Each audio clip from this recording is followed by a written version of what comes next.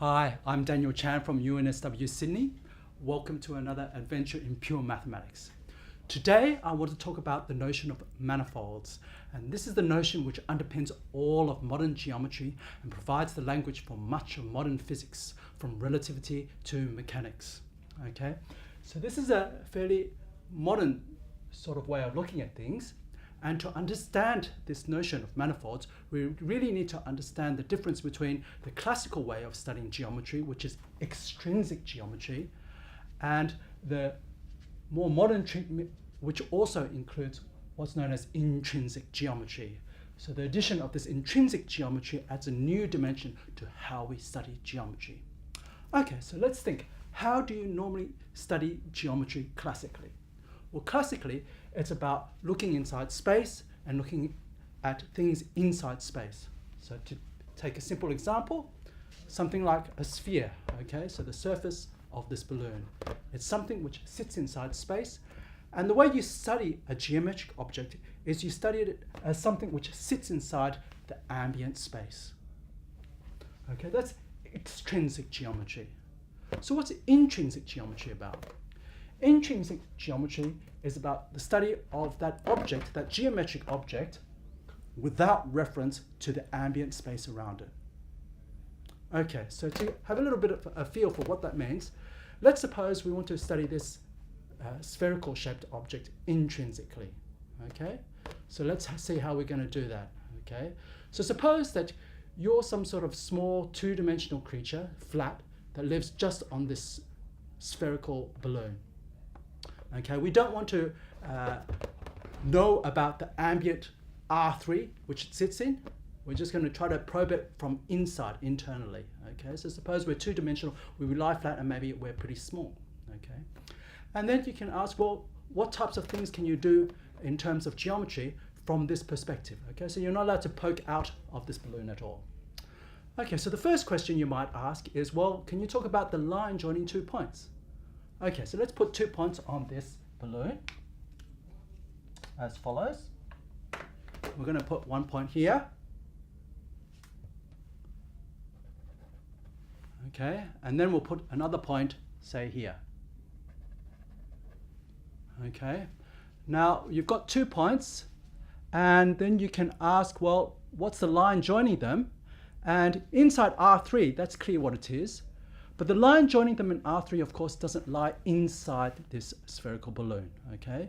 So you might go back to how Euclid was thinking about lines, and he thought about them as the shortest distance between 2 points, the shortest path between 2 points. So in this case, if you're confined to living on this sphere, the shortest path is something like this, okay? So it seems like you can talk about lines joining 2 points intrinsically. Except, of course, if this were a perfect sphere and you had 2 points at opposite ends of this sphere at antipodal points, then there are lots of shortest paths. So this notion is much more subtle. Okay? But at least if the points are close together, it seems like that's a sensible thing to do.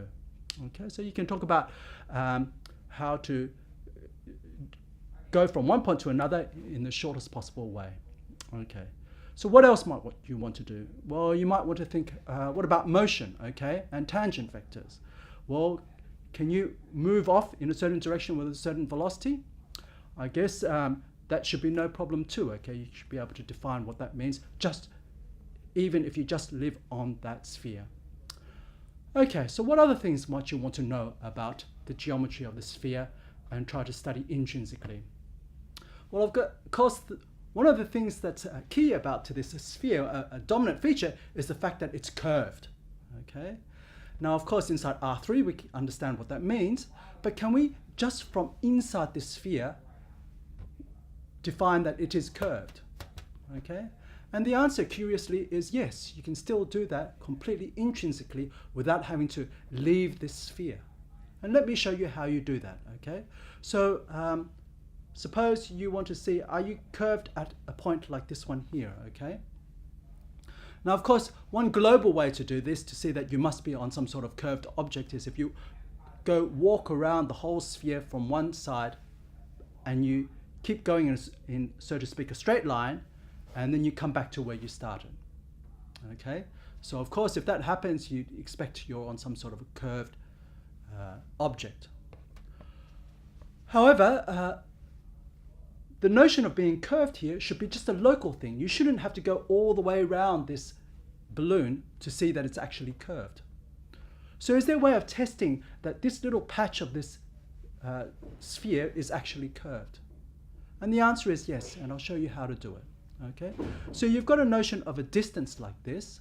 So what you can do is you can start at this point and you can draw a circle of radius, some fixed radius, some fixed small radius. So let's go out this distance and we're going to look at all the points on this sphere which are this distant from it, okay? And the distance is measured by the length of this path on the sphere because we're not allowed to leave the sphere, okay? So we look at this circle here like that. Okay? So that's the picture that you have now. You have the picture of this, I hope you can see it clearly, this circle, and the radius is given by the length from the center on the surface to the outside. Okay, so that's one length that you can measure. Another length that you can measure is the length going around this circle here. Okay, so there are two things that you can measure. Now the length of this circle here, or the circumference of this circle rather, is given by the usual formula 2 pi r, where r is the radius of this circle here. Okay, now note that this radius of this circle, okay, it's the radius inside R3, right? Which is smaller than this distance here. This distance is longer than the actual radius of this circle. So that means that since the circumference of this circle is smaller than 2 pi times this distance here, the radius of this circle as seen intrinsically inside this sphere, since it's smaller than that formula, you can actually tell that this is curved. Okay, so that's rather interesting that you can tell that an object like this is curved without having to leave the actual surface of this balloon. Okay, so I hope that gives you a little bit of an idea of what we mean by trying to study an object intrinsically rather than extrinsically. So the natural question is, of course, why might one want to study intrinsic geometry? And I'll give you two answers for that.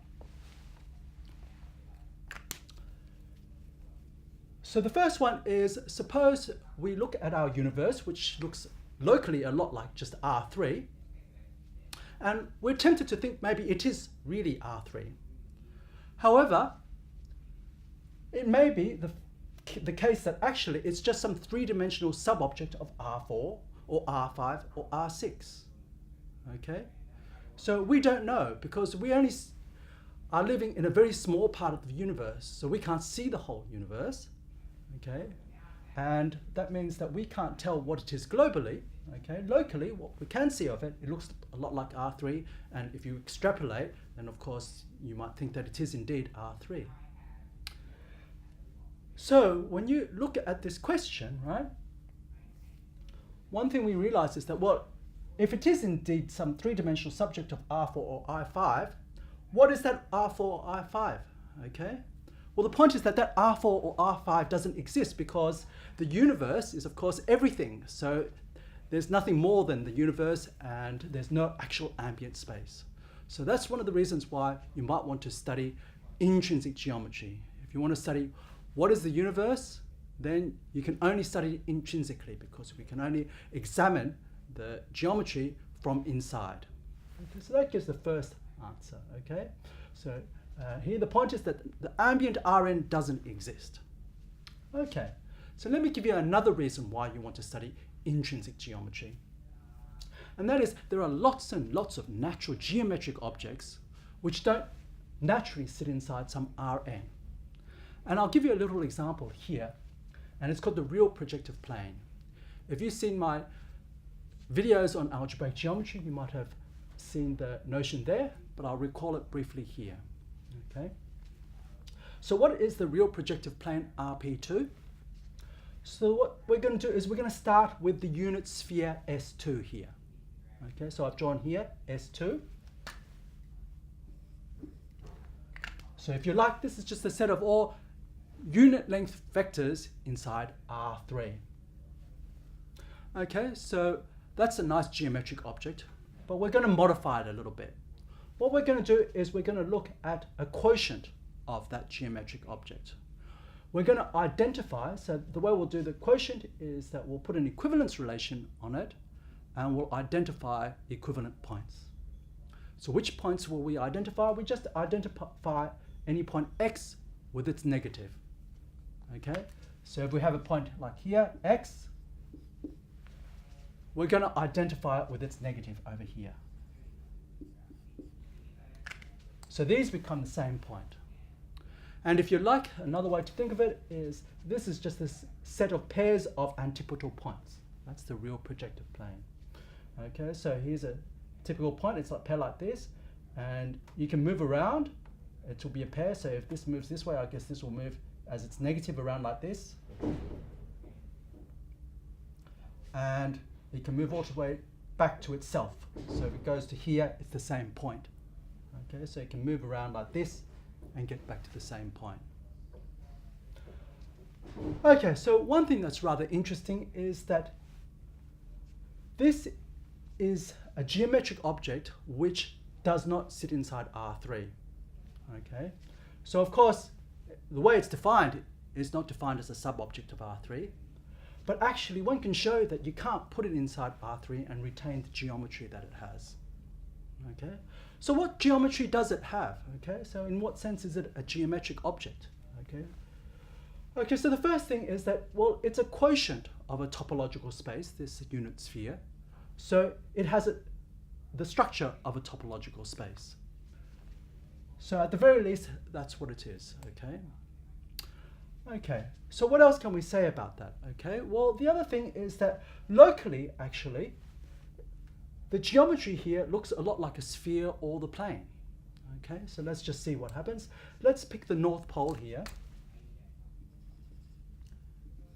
which is 0, 0, 1. And that should be identified with the antipodal South Pole, 0, 0, minus 1, inside the real projective plane. So that's the same thing. And let's just try to walk around and see what the geometry looks like, okay? So I guess as you walk around, right, you're moving along. So I guess you can move over this way, and then it's a pair of points that move. Or you can move this way. You can move forward, in which case the bottom point moves back, and so forth, okay? So really, the geometry is, until this point comes down to the southern hemisphere, the geometry here looks just like the geometry of what's happening with the top point here. So in particular, the pair of points, the two poles, has an open neighborhood which is just like the upper hemisphere.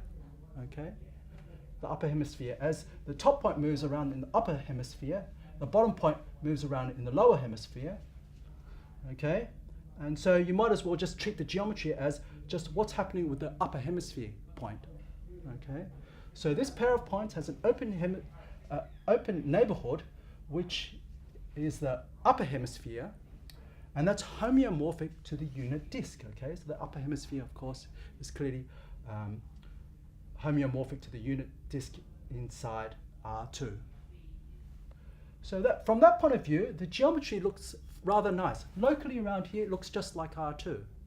Okay, and of course, it's actually part of a sphere, so it looks a lot like a sphere. Okay, but globally, this is very, very different from a sphere because you can't embed it inside R3. So I guess the natural question is, well, how do we put this type of geometric object into some sort of a general framework? And that is using the notion of manifolds.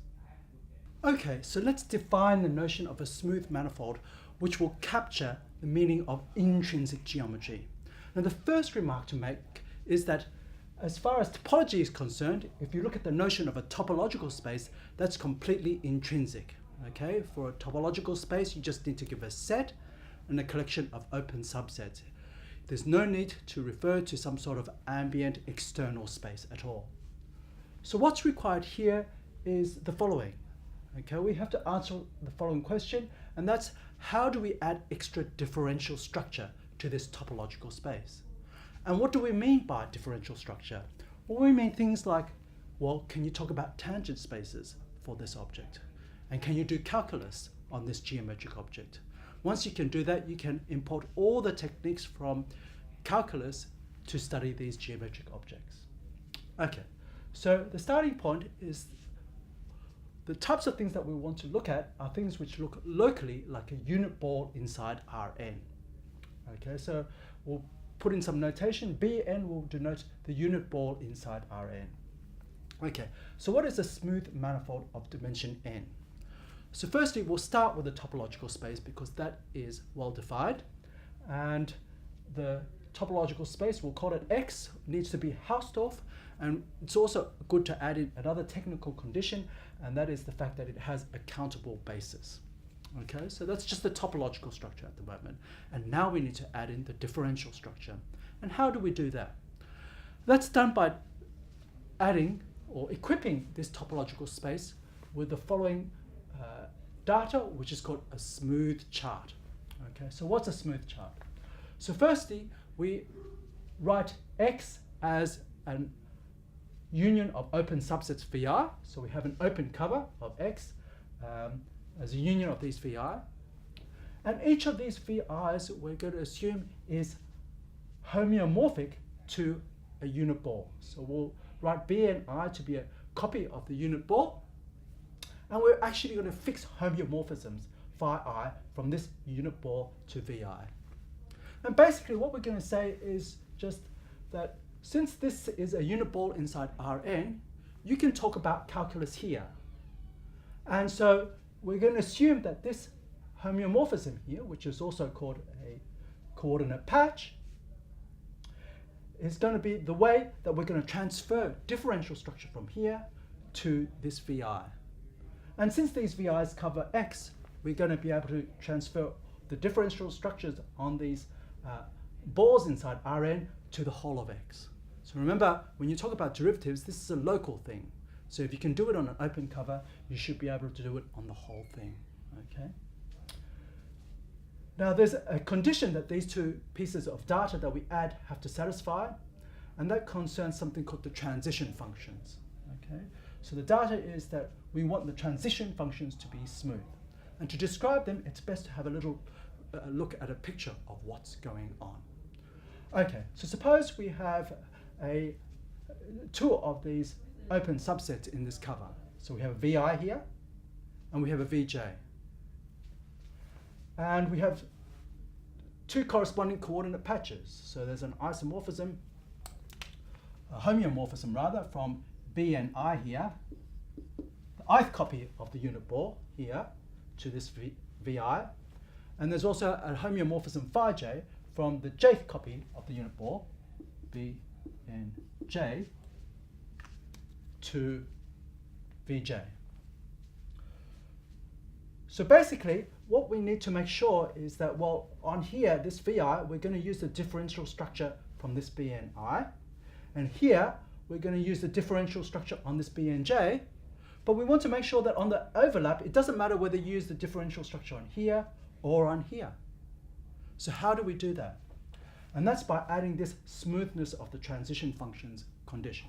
So let me explain that. Let's look on the overlap. So here we have the overlap here. Okay, so on this overlap, we can look at the inverse image inside here. Okay, that'll be something. We can also look at the inverse image inside here of that overlap. That'll be something else.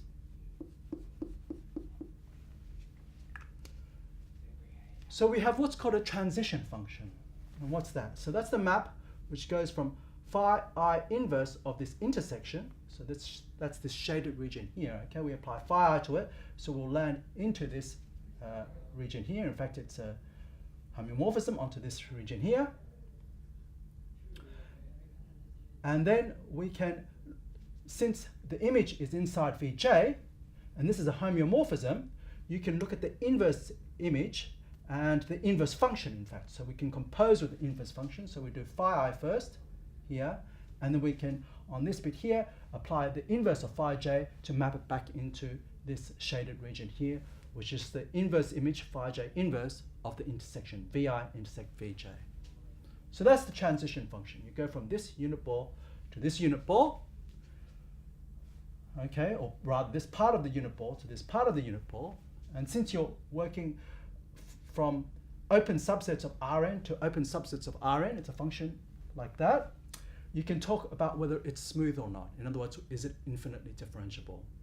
And if it is infinitely differentiable for all possible pairs I and j, then we will say that we form a smooth chart here, and this smooth chart gives the structure of a smooth manifold on this topological space X. Okay, so that's the definition of a smooth manifold. Okay, so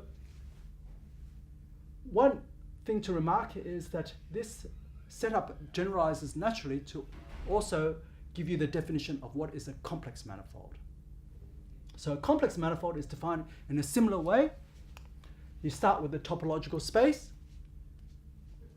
It's Hausdorff and has a countable basis.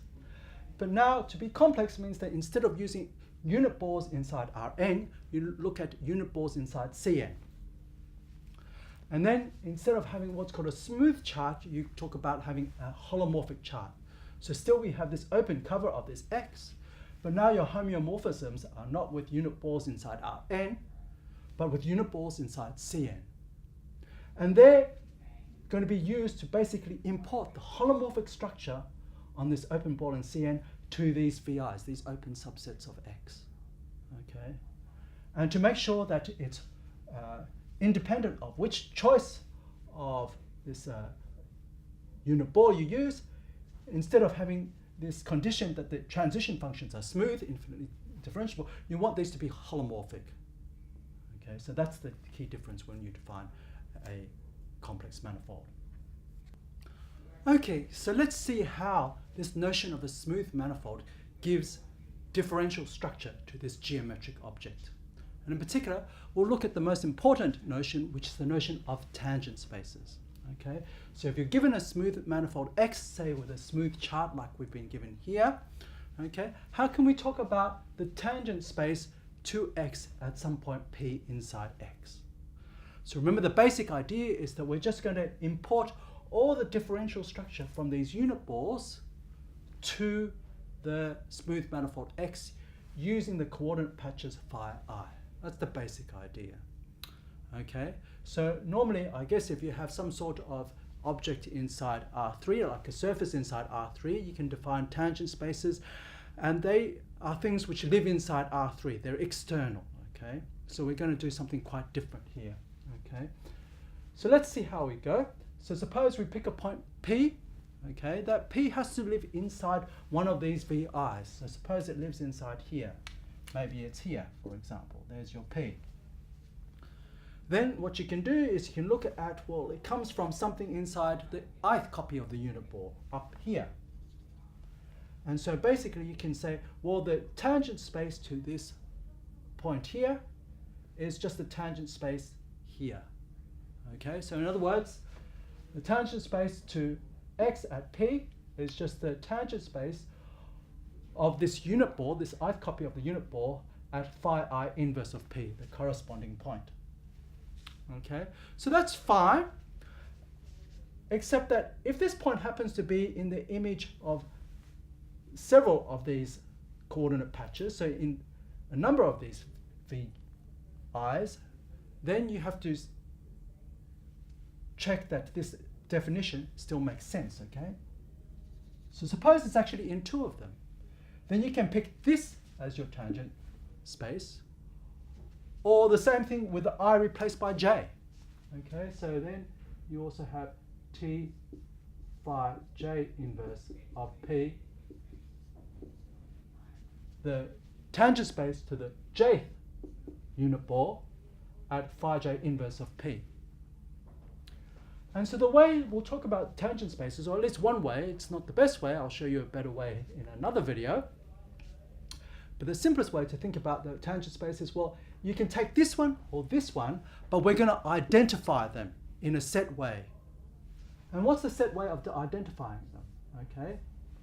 Well, the key point is that if this P is in the intersection here, the inverse images under phi I and phi j, they'll live in the shaded region like that. And so, of course, the transition function takes this point here, phi I inverse of P, to phi j inverse of P here. So, of course, since you have a map from this shaded region to this shaded region, which takes this point to this point, it sends this tangent space here to this tangent space here. So there's a given isomorphism of these tangent spaces, and that's given by the derivative of phi ij. So as long as you remember to use this differential of this transition function to identify these two different tangent spaces, okay, you can talk about the tangent space to x at P. And that shows you one of the ways that this notion of a smooth manifold can be used to put differential structure onto this topological space, and it does so intrinsically without resorting to looking at some ambient manifold. I hope you enjoyed this adventure in pure mathematics.